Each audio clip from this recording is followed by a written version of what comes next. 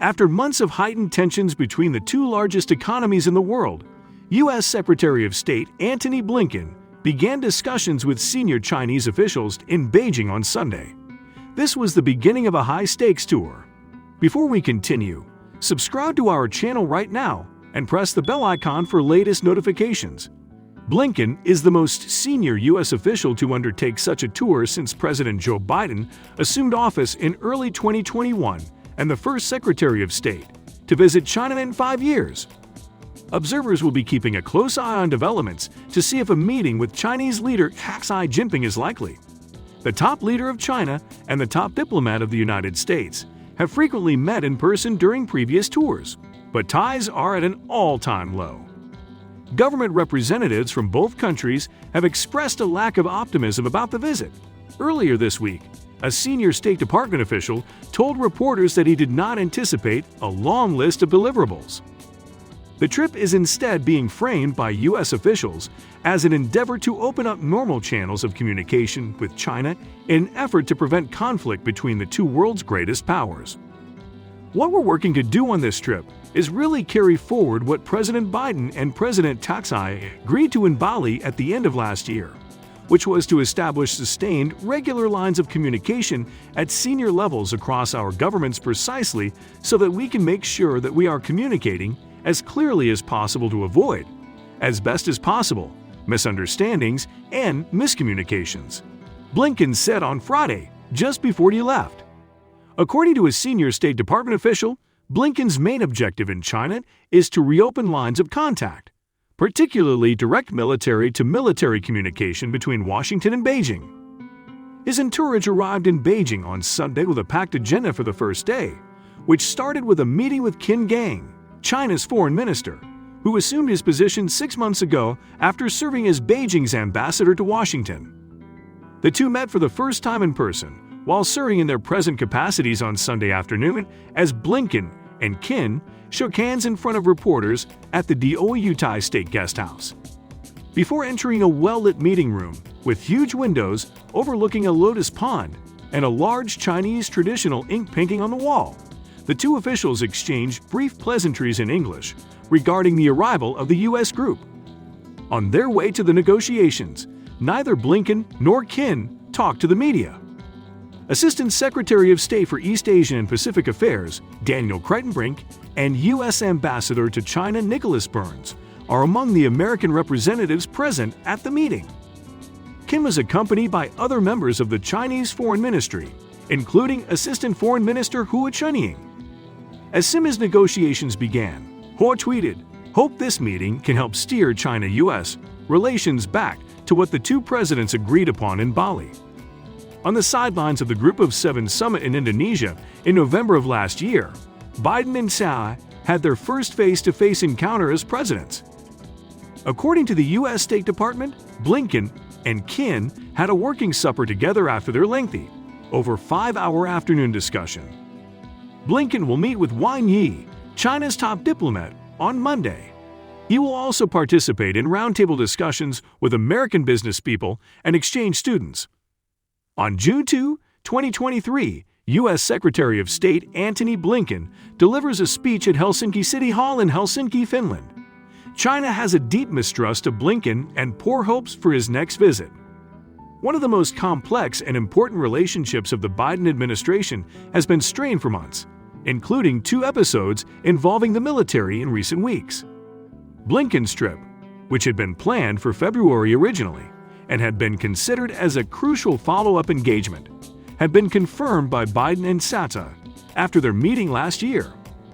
But it was canceled after it was discovered that a suspected Chinese surveillance balloon was passing over the U.S., which, according to Blinken at the time, created the conditions that undermine the purpose of the trip.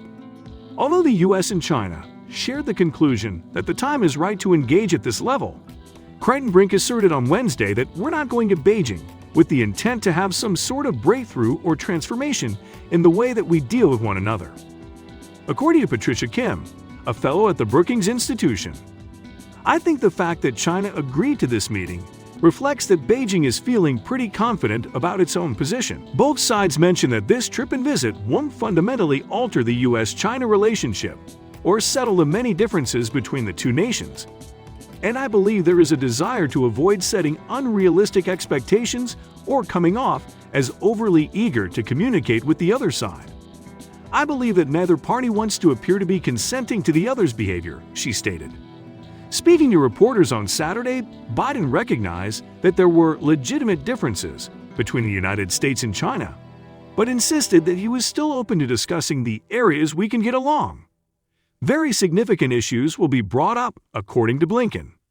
Blinken stated before his trip that he planned to bring up our very real concerns on a range of issues in discussions with senior Chinese officials. The fentanyl crisis, cross-strait conflicts, the conflict in Ukraine, and the arrest of American citizens by China, notably Kai Lai, Mark Swinton, and David Lin, are some of these topics. According to the senior State Department official, Blinken's primary emphasis with regard to the fentanyl epidemic is to stop the supply of precursor chemicals from China to South American laboratories, where the lethal opioid is created. Additionally, Blinken stated on Friday that he hoped to investigate the potential for cooperation on transnational challenges related to global economic stability, illicit synthetic drug trafficking, the environment, and global health, where our country's interests overlap and the rest of the world expects us to cooperate. After a rush of meetings between American and Chinese officials in recent weeks, his visit follows them. The senior diplomat of China, Wang Yi, met with U.S. National Security Advisor Jake Sullivan in Vienna in May. Thereafter, trade representatives from the two nations met in Washington. Additionally, China's new ambassador has arrived in the U.S., promising to improve ties despite serious difficulties and challenges at the moment. China and the U.S. have already had relatively frequent high-level diplomatic contacts, all of which indicate that the two sides are gradually getting back on the right track, said Shen Dingley, a Shanghai-based expert on Chinese foreign policy. It remains to be seen whether Blinken's visit would result in a breakthrough in the country's highest military leaders' interactions, which are still blocked. Despite their brief conversation in Singapore last month, Secretary of Defense Lloyd Austin and Chinese Defense Minister Lai Shangfu, who is subject to U.S. sanctions, rejected an offer for a formal meeting. Shen stated that regardless of the state of the U.S.-China relationship, the U.S. will also host the Leaders' Summit of the Asia-Pacific Economic Cooperation in November. Xi, the Chinese leader, will participate.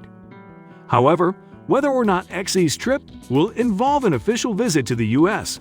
and at what level depends on what can be done by the two sides beforehand, Shen said. Biden told reporters on Saturday that he thought Blinken's visit to China may help to defuse the situation and expressed his desire to speak with Xi once again in the next several months. China, according to Shen, was primarily concerned with managing differences on the Taiwan issue and preventing supply chains from decoupling, especially on advanced chips. It is hoped that Blinken's visit would enhance both the formal and substantive aspects of cooperation. However, optimism might not materialize, and ties might deteriorate following the visit, he continued. We aim for the best while preparing for the worst. Blinken refused to speculate on whether his trip would open the door for more high-level interactions between the U.S. and China. According to the top U.S. diplomat on Friday, as to what comes next, let's see how the visit goes. He was referring to remarks made by his Singaporean counterpart. There is still a lot of work to be done. So while this is a crucial step, it is also in some ways insufficient. You can share your opinions regarding the news in the comments below. And don't forget to click that subscribe button before leaving.